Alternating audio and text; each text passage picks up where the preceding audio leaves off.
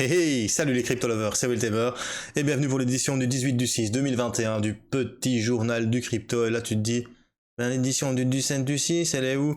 Malheureusement et exceptionnellement hier je n'ai pas fait de vidéo. Pourquoi? Parce que la famille oblige, c'est comme ça, des fois, ça arrive. Mais bon voilà, je suis de retour. Aujourd'hui, cela aura été une petite interruption d'une journée. Allez, market cap global, 1519 milliards de dollars, badaboum, on perd 4,70%, pendant que le Bitcoin perd 5,56% à 36 485 dollars. On a Ethereum qui perd 6,59, ouh, ça fait mal. On a Tether en troisième position, Binance Coin, 4,83, Cardano, 5,37, le Dogecoin, 5,37 aussi.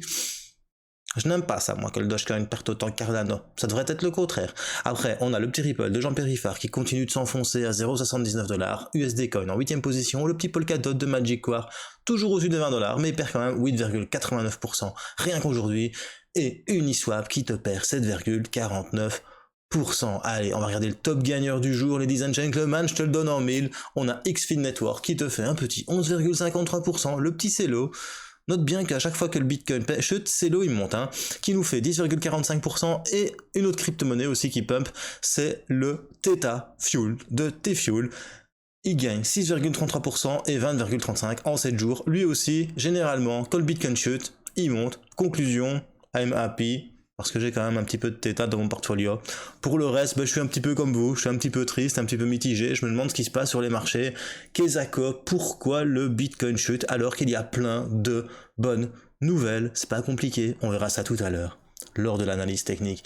Allez, si t'es nouveau sur la chaîne, n'hésite pas à t'abonner et à actionner la petite cloche de notification pour ne rater aucun petit journal du crypto. Théoriquement, j'en fais un par jour. Tu peux nous retrouver aussi sur le compte Twitter Culture Crypto, tu as tous les liens qui se trouvent en description.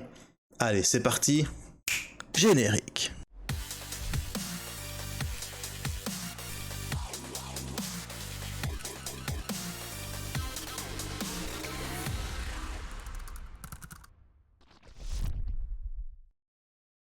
Alors la news du jour, enfin une des nouvelles du jour, un petit peu pessimiste, c'est la Chine qui aurait ordonné aux mineurs du Bitcoin, du Sichuan, de cesser temporairement leurs activités. Tu sais bien que la Chine a déclaré la guerre aux mineurs de crypto-monnaies.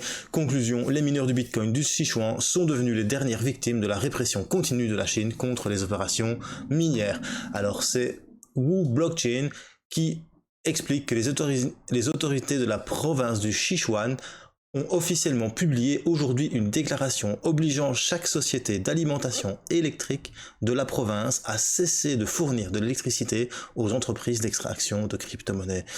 Ça va quand même loin là, donc c'est vraiment en train de se passer. La Chine interdit réellement le mining de crypto-monnaies, surtout que la nouvelle politique a cartographié environ 26 grands centres d'extraction de crypto-monnaies dans cette province qui seront strictement surveillés et puis fermés.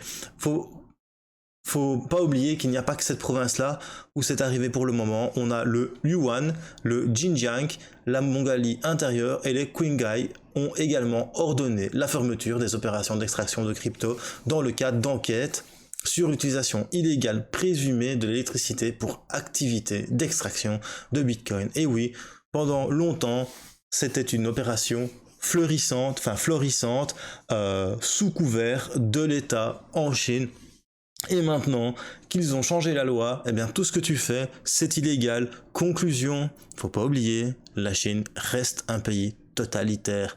Conclusion, ceux qui ont investi dans les mines de crypto-monnaies, ils vont se retrouver à la rue peut-être, va savoir, parce que bon, un Antminer, ça coûte très très cher. Maintenant voilà. Est-ce que c'est une mauvaise chose pour l'écosystème crypto-monnaie? Personnellement, je pense que je vous ai déjà donné mon avis sur la question. Pour moi, c'est très très bien ce qui est en train de se passer avec la Chine. Parce que numéro 1, la Chine, elle avait une trop grosse puissance de hachage. Donc la puissance de hachage, c'est la puissance de calcul allouée à la blockchain à la blockchain Bitcoin pour sécuriser ses opérations. La Chine en possédait trop, ce pourcentage de hachage. Conclusion, si la Chine arrête de miner du Bitcoin, d'autres sociétés émergentes vont pouvoir prendre la balle au rebond et peut-être créer des nouvelles sociétés, des petites startups qui vont lancer du mining de Bitcoin dans des pays où l'électricité est beaucoup plus verte et beaucoup moins chère. Exemple, Islande. Moi, je serais just mining, j'investis un maximum de pognon dans des ASICs, je vais en Islande, j'ouvre une ferme et j'attends. Voilà. Conclusion, c'est peut-être intéressant, peut-être lancer un projet, un Kickstarter, ou aller voir un banquier en lui expliquant tiens, moi je veux ouvrir une mine de Bitcoin pour, parce qu'en Chine, c'est en train de fermer et qu'il détenait 75% de la puissance de hachage. Voilà. Après ça, eh bien, le maire de Miami, lui, il a tout compris. Il dit, écoute, mineurs chinois de Bitcoin, vous êtes les bienvenus à Miami. Et ça, c'est Francis Suarez, le maire de la ville, qui te dit que le Bitcoin est le futur pour lui. Conclusion, mineurs du Bitcoin de Chine, venez vous réfugier au pays de l'oncle Sam, venez dans un pays qui n'est pas communiste, venez dans un pays où c'est la libéralisation capitaliste au paroxysme de celle-ci. Lorsque tu te balades dans les rues à Los Angeles, tu verras, il y a plein de clochards partout à côté d'appartements qui valent des millions de dollars. À Miami, tu verras pas ça parce que eux, les clochards, ils sont cachés. Voilà, mais chez nous, tu viens et tu auras l'impression de vivre dans le paradis, à Miami. Enfin voilà, bien évidemment, Monsieur Suarez, il est malin, il a envie d'attirer les capitaux Bitcoin chez lui, surtout qu'il a envie de faire de Miami un endroit idéal pour l'exploitation minière et surtout un endroit idéal pour les crypto-monnaie, il veut faire de Miami la première ville crypto-monnaie des États-Unis. Conclusion, à mon avis, il y a peut-être des mineurs chinois qui vont se dire, on va peut-être aller voir au pays de l'oncle Sam, hein, vu qu'ici on est un petit peu dans le caca en Chine, hein, on va aller voir un petit peu ce qui se passe aux États-Unis, hein, tu sais, aux États-Unis, oui, on va aller voir aux États-Unis, hein. Voilà, après ça, on parle de Cardano et le PDG, surtout de Cardano, Charles Hoskinson, qui fait allusion à une publication d'un document de recherche sur les stablecoins algorithmiques dans quelques semaines. Le fondateur de Cardano a révélé que la plateforme prévoyait de publier un document de recherche sur les stablecoins, mais des stablecoins algorithmiques dans les prochaines semaines. Pourquoi algorithmiques, mais des stablecoins qui seraient forcément beaucoup plus sécurisés que le Tether pour le moment, par exemple. En plus, ce stablecoin algorithmique, il a commencé à travailler dessus lorsqu'il avait créé le DEX, donc l'échange décentralisé BitShare, parce qu'il faut savoir que Hoskinson, il a cofondé BitShare avec, je ne sais plus comment il s'appelle, mais je sais qu'il a cofondé BitShare, et il dit justement que c'est un travail qu'ils avaient commencé depuis BitShare, mais que ça n'avait pas été terminé, et qu'ils aimeraient bien le reprendre pour Cardano. Et ça peut être sympa, surtout qu'ils ont annoncé il y a quelques semaines le Edge USD qui allait être lancé sur la blockchain. Conclusion, un petit stablecoin algorithmique pour la blockchain Cardano? Que du bon! Après ça, on apprend que Goldman Sachs proposera le trading de contrats à terme Bitcoin en partenariat avec Galaxy Digital de Mike Novogratz. Bien évidemment, Galaxy Digital, il y a bien un jour, ils allaient faire business avec une belle grande banque, et voilà, carrément avec Goldman Sachs. Comment inviter le diable dans la bergerie? Je pense que Monsieur Novogratz a oublié que les crypto-monnaies ont été créées, surtout le Bitcoin et la blockchain, pour combattre le système financier actuel et non pour le faire engraisser. Et là, on va à nouveau repartir dans les mêmes travers en proposant du trading, de contrats à terme. Bien évidemment, il y en a déjà, hein, des contrats à terme. Mais je veux dire, Goldman Sachs, bro. Goldman Sachs, ils sont pas connus pour faire dans la dentelle. Eux, quand je te dis qu'ils vont manipuler le cours du Bitcoin, ils vont pas le manipuler à la petite cuillère, hein. Ils vont le manipuler au marteau-piqueur, si tu vois ce que je veux dire, quoi. Conclusion, est-ce que c'est une bonne nouvelle pour l'écosystème? C'est sûrement une bonne nouvelle pour Galaxy Digital de Mike Novogratz, qui va servir d'entité de contrepartie pour le produit de trading à court terme de Goldman Sachs. Mais est-ce que vraiment ça va être une plus-value pour le marché? Rappelez-vous qu'en 2017, après son all-time high historique à 19 800 $, CBOE ou CME Group a annoncé qu'il a lancé ses contrats à terme. Et du jour au lendemain, badaboum, tout s'est écroulé. Conclusion, moi je pense pas que c'est une bonne chose pour le marché des crypto-monnaies. Un Bitcoin papier en 2+, Ça veut dire qu'on va diluer les 21 millions de bitcoins qu'il y aura plus tard dans le monde. Plus de bitcoins papier vont être créés, moins le prix bitcoin normal, officiel, de la vraie pièce va monter. Il faut le comprendre. Pourquoi est-ce qu'ils font des contrats à terme? Parce qu'ils veulent manipuler le cours, un peu comme ils font avec l'or. Ils veulent faire lisser les augmentations, le volume des crypto-monnaies, parce que le volume, la volatilité, pardon, parce que c'est trop volatile. Attention, le bitcoin ça monte et ça descend, on gagne 500% et puis après on va reperdre 40% derrière. Ça ne va pas, hein, c'est pas possible ça. Donc voilà, personnellement je trouve que c'est vraiment quelque chose qui me déplaît et qui me débecte. C'est vraiment faire rentrer le loup dans la bergerie. J'ai dit le diable, mais c'est le loup dans la bergerie et le diable dans les crypto-monnaies, parce que Goldman Sachs, c'est la merde, c'est la pire de toutes les banques pour moi. C'est eux le problème que le Bitcoin tente de résoudre depuis 2017. La finance centralisée. Nous sommes l'armée décentralisée contre la finance centralisée pour la liberté. Et là, une banque de plus va utiliser ce pouvoir pour manipuler le prix du bitcoin, et ça, perso, j'aime vraiment pas. Voilà. Après ça, on apprend quand même qu'un milliardaire, Stephen Cohen, se dit entièrement converti aux crypto-monnaies. Bon, Stephen Cohen, c'est quand même un trader de Forex qui est plus que légendaire. Le monsieur, il a amassé une fortune incommensurable, des milliards de dollars grâce au Forex, et il a annoncé, dans une interview, il a déclaré qu'il était entièrement converti à la crypto-monnaie. Ça pourrait même en faire rire certains, qu'il s'en fout. Je suis entièrement converti en crypto. Vous devez payer pour apprendre. Il n'y a aucun moyen de contourner cela. Vous pouvez parler autant que vous voulez, mais vous devez entrer dans le jeu.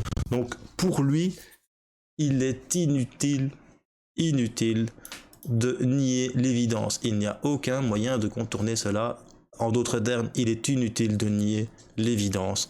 Vous pouvez parler autant que vous voulez, mais vous devez entrer dans le jeu.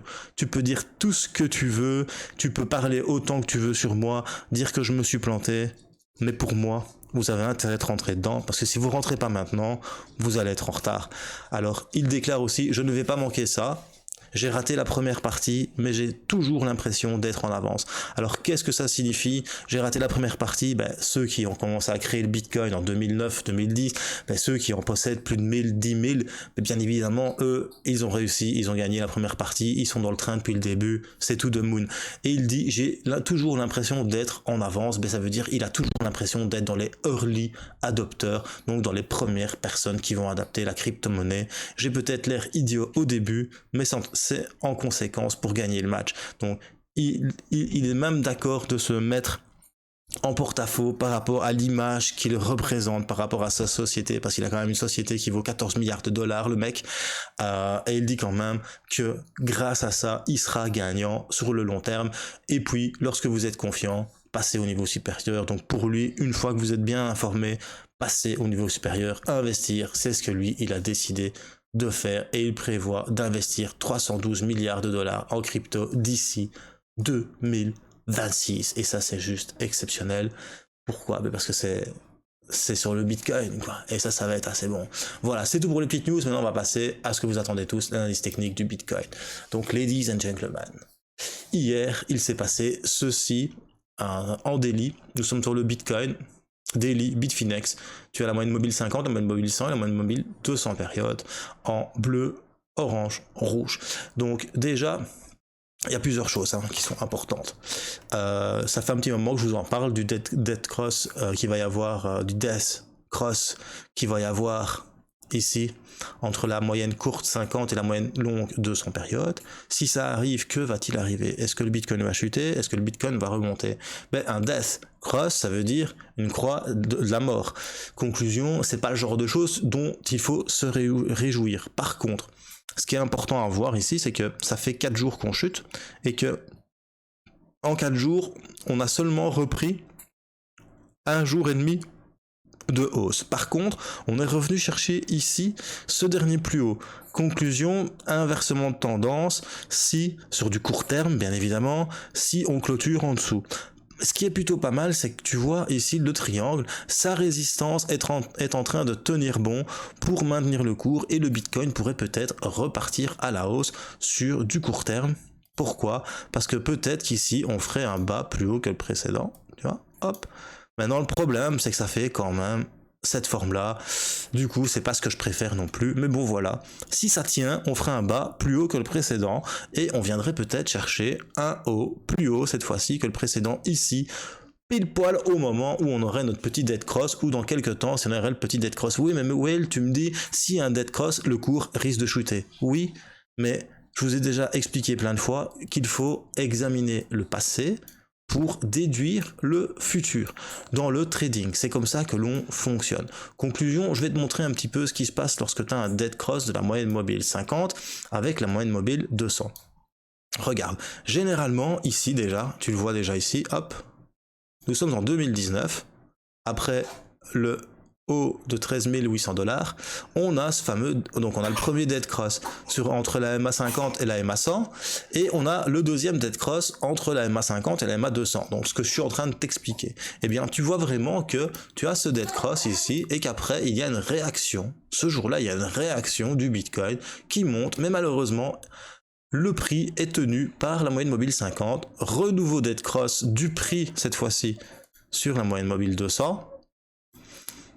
Mais bon, c'est pas tout à fait la même configuration parce que le prix, nous, il est déjà en dessous de la moyenne mobile 200. Et bien tu vois, c'est ce qui s'est passé ici en fait. Tu vois, ça a chuté.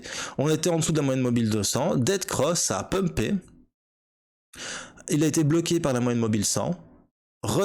Le prix qui repasse en dessous de la moyenne mobile 200, il passe en dessous de la moyenne mobile 50 et il chute encore et encore pendant un bon petit temps. Conclusion, on a chuté pendant 54 jours, on a fait moins 30%, et après, mais le jour du dead cross, on est monté et on a fait un truc comme 7%. Donc ça c'est en 2019. Mais oui, mais bon, le Bitcoin est là depuis plus longtemps. On va aller voir un petit peu ce qui s'est passé en 2020 et en 2017. Un petit peu fatigué moi. Hein. Hop. Donc en 2017, que s'est-il passé lors du dead cross des 20 000$? Hop là. Donc nous étions en 2017, explosion, CME Group sort ses contrats à terme, ça chute, moyenne mobile tient bon, on casse, hop, moyenne mobile 100 tient bon, on casse, hop, on chute, on remonte, on rechute, on remonte, puis tu vois que ça rechute, et hop, qu'est-ce qui se passe? Donc on est bien en dessous de la moyenne mobile 200 périodes, comme pour l'instant, et on voit et on note qu'il y a encore un dead cross ici, entre les deux. Et bien à partir de ce dead cross, tu vois, on est à 6 000$. On remonte de 50%. Et là tu te fais ouais c'est bon, c'est reparti tout de moon bro. Ouais mais le problème c'est qu'on n'est pas au-dessus de la moyenne mobile 200. Tu pourras sortir ton champagne le jour où le cours du Bitcoin sera au-dessus de la moyenne mobile 200 tout simplement, et qui sera venu faire ce qu'on appelle un bounce, donc ou un pullback. Attends, je vais te montrer, on va prendre là le tracé. C'est en fait ici tu aurais pu sortir ton champagne si ça avait fait ça, pullback, et puis repartir à la hausse. Mais tu vois, c'est pas arrivé. Ce qui est arrivé derrière, donc dead cross, ça remonte, toi t'es emballé, tu te fais ça y est, c'est tout de moon, on vient de reprendre 50%, et après derrière, badaboum. Et tu viens chercher le plus bas de l'année à 3000, combien de dollars, je ne sais plus combien on a fait. Je crois qu'on a fait 3200$, ouais c'est ça, 3200$. Voilà, et pendant 254 jours, tu te rinces et tu regardes. Donc pour un pump de 47%, derrière tu viens perdre 68%. Mais n'oublie pas quelque chose que je t'ai déjà expliqué, pour regagner les 68%, tu dois monter de 211%. Ce que tu chutes vaut toujours plus lorsque tu remontes. Il faut beaucoup plus de temps à chaque fois. Donc voilà, ça c'est ce qui s'est passé en 2017. Et là tu vas me dire, ouais, mais le Bitcoin, il n'existe pas seulement depuis 2017, il n'existe même plus avant. Il y a déjà eu des autres bull run avant. Ben oui, et je vais te montrer. Regarde, qu'est-ce qui s'est passé juste avant. Oh là là, il faut bien chercher un dead cross entre la rouge et la jaune. Ici, il n'y en a pas. Et la bleue, pardon. Ici, il y en a un dead cross, hop, ça pump. Mais surtout, ce qui est intéressant, c'est qu'il faut trouver quelque chose qui est le même mouvement, exactement le même mouvement. Hop, on passe en dessous de la moyenne mobile ici, 200 périodes, hein, tu vois. On casse la 50, on casse la 100, ça chute. Il y a eu un de ces sell-off là, j'aurais bien voulu en racheter à du 100$ ce jour-là. Ça a rechuté, hop, la moyenne mobile 50 a tenu, on a rechuté en dessous de la 200, tu vois, comme maintenant. Hop, la 50 est bon, la 50. Et ici, là, t'as quoi? un dead cross. Voilà, dead cross, exactement le même, hein, mais exactement la même chose. On était où? Ben, on était là, sous le dead cross. Tu viens, tu remontes. À ce moment-là, on est remonté de combien? Ça a duré beaucoup moins longtemps, parce que le marché était tout à fait différent encore à l'époque. Mais on est remonté, hop, de 51%. Tiens donc, on est remonté encore de 51%. Ça ressemble quand même fortement à la même chose. Et puis, à ce moment-là, on est toujours en dessous de la moyenne mobile 50, et je vais même 200, et je vais même te dire qu'on est monté plus haut que 50%. On est même remonté ici à 86%, on a fait un x2, on a essayé plusieurs fois de casser la moyenne mobile 200 périodes, ça n'a pas réussi, tu vois que ça n'a pas réussi. Hein. Et conclusion, on a eu un golden cross qui s'est reproduit, ça a remarché, mais derrière on a eu un dead cross, mais un sérieux sévère dead cross, et du coup ce qui s'est passé, bah, je te le donne en mille, le Bitcoin, il est venu chercher son plus bas, et on a perdu encore 65%. Conclusion, lorsque dead cross il y aura, certainement, il y a des chances, parce que ça arrivait 3 fois sur les 3 bull runs qu'on a connus sur le Bitcoin, il y a des chances que le Bitcoin remonte. Il y a des chances que le Bitcoin remonte ici, lorsqu'il va y avoir le dead cross, et qu'il vienne nous faire un petit 50% en plus. Ou ici peut-être, tu vois, ou il va peut-être venir ici, hein, à 56 000 $, va savoir, je ne saurais pas te dire ce qu'il va faire. Il va peut-être remonter. S'il passe au-dessus de la moyenne mobile 200 périodes, sort le champagne, bro. Franchement, s'il passe au-dessus, c'est la fête. Par contre, si la moyenne mobile 200 périodes, tu la prolonges, pam, ici, tu vois, si la moyenne mobile 200 périodes, tu la prolonges, et que le cours du Bitcoin fait un throwback, donc il vient toucher ici et il repart après à la baisse, et bien là tu as confirmation de quelque chose qui pue un petit peu du cul. Tu auras confirmation que la moyenne mobile 200 elle joue de résistance, tout simplement. Et lorsque tu es en bull run, la moyenne mobile 200 périodes joue de support. C'est elle qui tient le cours sur le long terme, vu que c'est 200 périodes, 200 jours. Tu es sur la clôture daily des 200 derniers jours. Eh bien, lorsque tu es en bear market, ou en bear market, comme vous voulez, eh bien, ici, on est venu taper une fois dessus. Tu vois? Ici. Si ça arrive encore ici, 1, 2, ça serait une résistance. Conclusion, la moyenne mobile 200 périodes passera résistance et nous continuerons à nous enfoncer dans le bear market. Voilà, et ça c'est que moi qui pense ça, c'est que ma façon de voir les choses. Donc ça c'est sur du daily. Autre chose, tu vois que là pour le moment, on est sur une oblique de tendance qu'on a touché et ici, il y a eu un rebond assez fort. Là, ça a rebondi aussi, encore une fois. Alors, est-ce qu'ici, maintenant, on va le toucher encore, cette ligne de tendance haussière, et on va remonter à la hausse? Mais ça va coïncider pile poil avec le dead cross qui va se passer ici, entre la 50 et la 200 période, tout simplement. Autre chose, maintenant, on va passer sur du H4 très court terme. Sur du court terme, eh bien, on avait réussi à repasser au-dessus de la moyenne mobile 200 période, et d'un coup, on a tout recassé. Voilà, d'un coup, c'est parti à la baisse. Conclusion, c'est pas très top pour le Bitcoin. Sur du court terme, je sais pas ce qui va se passer. À mon avis, il va y avoir le rebond qui va suivre la moyenne mobile 200 périodes, enfin le dead cross entre la 200 et la 50 ici. Donc, il y a peut-être une chance que tu vois sur du court terme, ça remonte.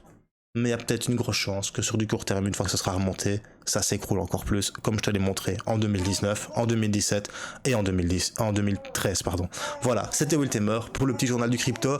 Si t'as bien aimé, mets un petit pouce bleu. Si t'as pas aimé, un petit pouce rouge. Mettez des commentaires, partagez un max. Et surtout, bro, n'oublie pas, malgré que le Bitcoin chute, choose life, choose freedom, and choose Bitcoin. Et tu sais pourquoi? Parce que l'année passée, il valait 4 000 $. Et aujourd'hui, il en vaut 36 000.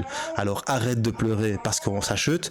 Regarde juste. Il y a un an où on se trouvait et dis-toi juste, non, ça va en fait. On est plutôt bien. Allez, peace les bros.